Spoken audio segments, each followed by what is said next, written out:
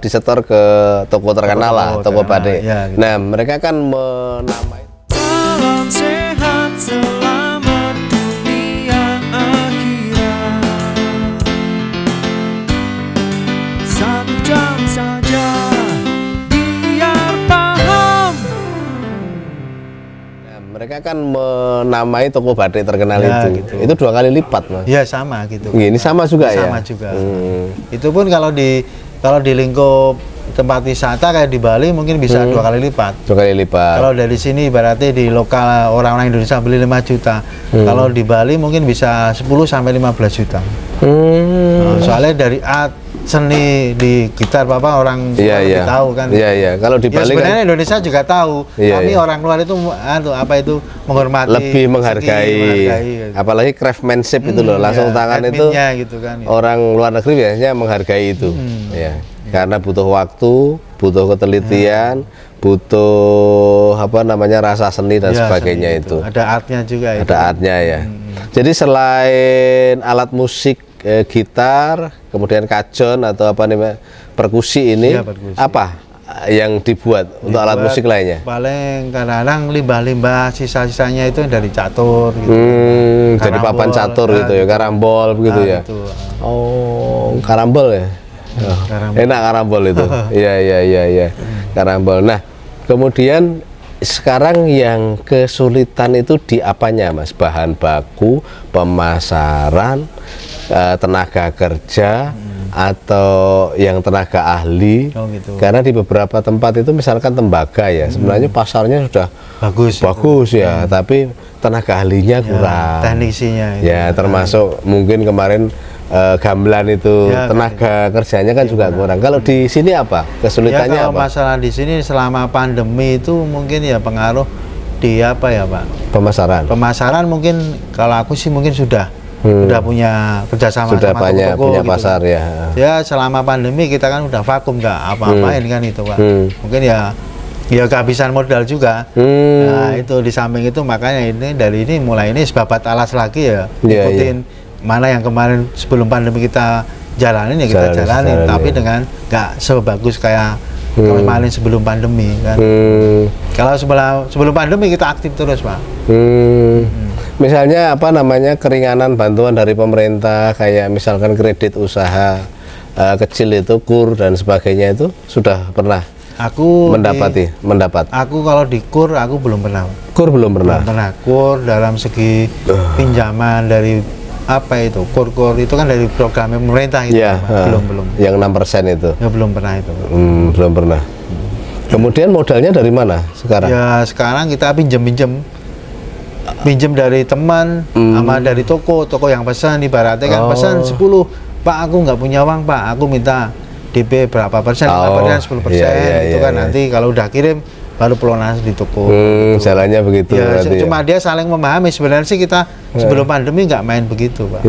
Kita produksi kita nggak minta DP, sampai toko dia cek, purchasingnya udah ngecek semua barang dengan ini pembayaran gitu. Ya selama pandemi ini ya segampangannya orang Jawa ngemesik gitu. Ya enggak, artinya kan perjanjian awal ya. Dari awal Pak selama pandemi gini-gini sebelum pandemi begitu, sama pandemi begini kan mungkin orang udah tahu semua kan Pak. Iya. Memang semua di pandemi ini semua hampir terdampak ya Mas ya. Ngikutin gitu, Pak. Tapi alhamdulillah ini sudah mulai hidup lagi ya Mas. Mulai stabil, lama-lama ya kita ngikutin dari alurnya di gejolaknya di selama pandemi kan udah mulai terbuka semua kan. Alhamdulillah udah mulai akses sudah jalan ya, kita pasti ngikuti jalan. Selain di Bali dan Jakarta mana Mas? Bali selain Jakarta seluruh kota besar Indonesia. Seluruh kota besar Indonesia. Jadi ada juga sih teman-teman dari Malaysia, Singapura gitu kan. Tapi cuma kita belum mencapai ke sana lah. Kita cuma harus ke sana itu dengan ketelitian sama modal juga. Quality controlnya lebih ketat mungkin ya? Kalau quality control mungkin enggak juga sama standar dengan sesuai harganya atau Pak dengan barang. Ya ke sana itu harus benar-benar dia pesan taruhlah 50 sama 100, kita harus menyediakan tepat waktu dengan modal itu kan Pak. Itu karena modal yang belum mencapai dengan memadai itu ya. Memadai, kan, Tapi kalau modal ini bisa ini. Nah, ini menjadi perhatian kita semua juga, termasuk juga Kementerian Pariwisata dan Produksi Kreatif itu bisa menjawil lah, artinya yang kayak gini ini banyak sebenarnya di Surakarta ini. Nanti mungkin bisa difasilitasi dengan permodalan tentunya ya Mas ya. Gitu. Kenapa kok di KUR nggak mau, kenapa Mas? Ya sebenarnya kita mau mengajukan KUR Pak, tapi kan cuma mungkin ada kendala kan. Kendalanya apa? Kendala taruhlah seumpama aku punya pinjaman di apa itu kayak pasti ada problem. Di kartu kredit kalau kita ngutang masih 2 juta atau sampai berapapun, kalau belum lunas pasti kan nggak mengizini dari KUR kan, itu kan Pak. Kemana udah pengajian gitu, tapi emang Mas kamu punya kartu kredit ini pinjam 3 juta belum bisa ngajuin KUR, ya wes nggak apa-apa kan. Nah ini perlu didengarin. Saya pikir nggak ada masalah itu, perlu didengarin pihak BRI, Pak Narso ini. Pak Narso dirutnya BRI. Jadi hal-hal yang kecil sebenarnya kita sudah punya tekad dan motivasi yang luar biasa untuk berkarya ini. Kadang-kadang terkendala dengan hal teknis yang menurut saya nggak ada artinya ya. Artinya nggak seberapa sih. Nggak seberapa ya. Ya. Kan sekarang KUR itu bisa sampai 200 juta kalau nggak salah Mas. Kalau 200 juta aku belum tahu Pak itu.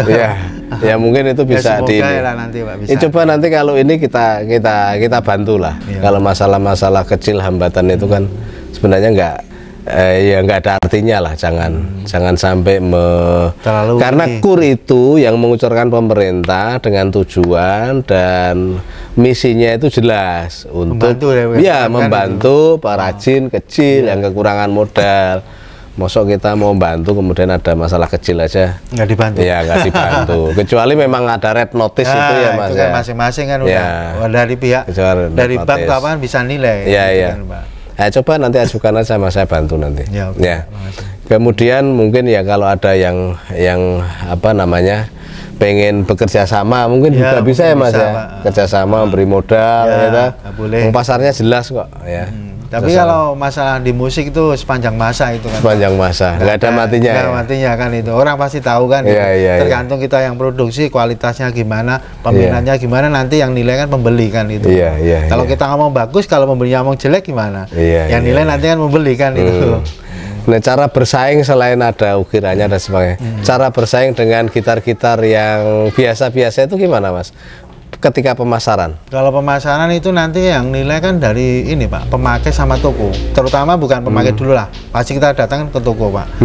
Toko itu bisa nilai, oh ini harga 1 juta, ini harga 5 juta, dibandingkan dengan kualitas dengan pabrikan. Nanti dia tahu sebenarnya di toko itu. Kadang-kadang pasti orang Indonesia tuh menilai dengan kualitas UMKM Indonesia pasti direndahkan. Nggak ada yang melebihin itu di toko itu pasti.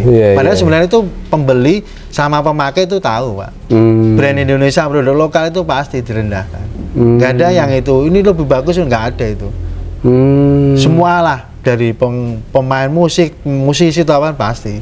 Sebenarnya sih kalau dinilai sebenarnya sama. Dari karakter sama, cuma dia nilainya itu assembling, ini custom, pasti orang milihnya assembling kan Pak. Padahal sebenarnya kalau kita spek dengan sama dengan kalau harga sama, kan gitu ya kan. Karena brand itu brand itu tadi, padahal brand-brand Indonesia kelas dunia itu bahan bakunya yang aku bilang tadi Pak, dari Indonesia juga. Cuma kita yang produksi aja gitu. Ya saya pernah beli gitar di Amerika itu. Bapak beli apa? Wire itu, tapi made in Indonesia. Iya, itu tetapnya bahannya di Indonesia. Makanya dia itu basisnya di Indonesia. Orang-orang pabrik gitar itu kan hampir di Asia itu Indonesia kan besar. Cuman juga. Mungkin memang harus keterampilannya lebih diasah lagi supaya bisa lebih halus. Itu kan kalau dalam segi kita ngikuti assembling harus dengan Pak. Faktornya dari alat kan gitu. Mesin ya? Mesin itu. Ya orang lokal pun, orang luar negeri pun kalau mesinnya sama, bahannya sama tetap ya. Pinter orang sini ya? Ya kan gitu. Kalau orang kita pinter-pinter alatnya masih kurang ya. Nggak bisa juga ya? Nggak bisa secepat kayak pabrik gitu kan. Ya. Jadi selain SDM, penting juga peralatan untuk menyamai produk-produk yang pabrikan brand gitu. Yang punya brand lah. Brand internasional itu ada sebenarnya Yamaha, ada Kord, ada apalagi itu Fender, Taylor ya, bagus apa-apalagi itulah dan seterusnya. Jadi demikian, ada kita bisa mendengar ada kesulitan permasalahan di pengrajin kita, meskipun sebenarnya punya potensi besar untuk mengenalkan ini gitar lukis ya, gitar ukir, bukan gitar lukis, gitar ukir yang ini jarang sekali atau mungkin sangat langka di Indonesia maupun di secara internasional. Oleh karena itu memang butuh bantuan semua pihak, terutama pemerintah dalam hal ini, terutama dalam permodalan, untuk bisa dibantu ya, dengan cara mestinya ya cara sesuai dengan pengrajin masing-masing. Ini enak ini sana.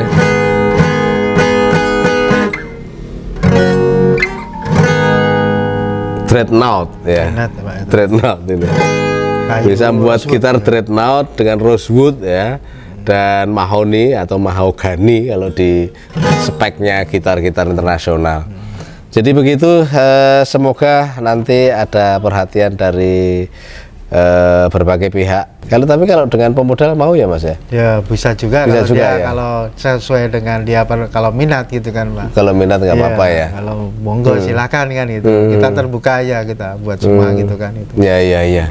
Jadi terima kasih Mas atas bincang-bincangnya. Semoga sekali lagi permasalahan itu segera teratasi dan tentunya bisa memproduksi lebih baik dan lebih banyak lagi, bisa mensejahterakan keluarga atau teman-teman sekitar. Pekerjaannya dari lokal juga. Untuk kampung. Berapa pekerja di sini? Ya ini sementara ini satu kampung. 5 Pak. 5 ya. 5. Kemarin sebelum pandemi lumayan. Berapa kalau kemarin? Kemarin bisa 10 lebih Pak. Bisa 10 lebih. Artinya kalau bisa maju lagi bisa 20, bisa 40 ya. Bisa itu Pak. Kita menyesuaikan dengan modal sangat. Iya. Jadi memang permasalahannya di modal. Semoga BRI juga mendengar ini. Sekali lagi terima kasih. Semoga nanti cepat maju Mas. Amin.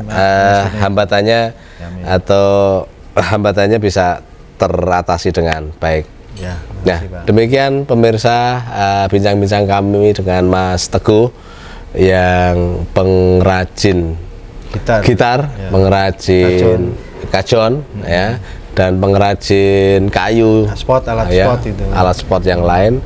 Semoga bermanfaat dan bisa memberikan info edukasi kepada kita semuanya. Siapa yang mau berusaha seperti ini juga bisa ya. Buat teman-teman pemirsa yang dari Nusantara, mungkin dari kita mengenalkan dari produk kita gitar kita dari produk-produk lokal juga, kita nggak kalah juga dengan kualitas internasional. Mungkin dari pemirsa kalau mungkin minat ada custom, tanya-tanya dengan kualitas gimana, brand-brand apa, kita bisa mengikuti dari pesanan gitu, bisa juga. Dan kita berbasis di daerah Klaten, mungkin bisa tanya-tanya juga bisa lewat Instagram saya. Kalau Instagram di JP Kajon. Ya, mungkin kan cuma kita berbasis, sebenarnya sih kita belum online. Jadi aku punya akun ya di Instagram JP Kajon gitu kan. Mungkin orang bisa tanya-tanya di situ, lihat-lihat produk saya dengan kualitasnya gimana, mungkin bisa menilai dengan kualitas gitu. Mungkin cukup dari saya, semoga bisa berkenan buat Anda semua, bisa tanya-tanya, buat saring. Nah, semuanya udah gitu. Makasih. Assalamualaikum warahmatullahi wabarakatuh. Yeah. Demikian bincang-bincang kami dengan Mas Teguh. Sekali lagi terima kasih dan mohon maaf kalau ada banyak salah. Salam sehat dan selamat dunia akhirat. Assalamualaikum warahmatullahi wabarakatuh. Waalaikumsalam warahmatullahi wabarakatuh.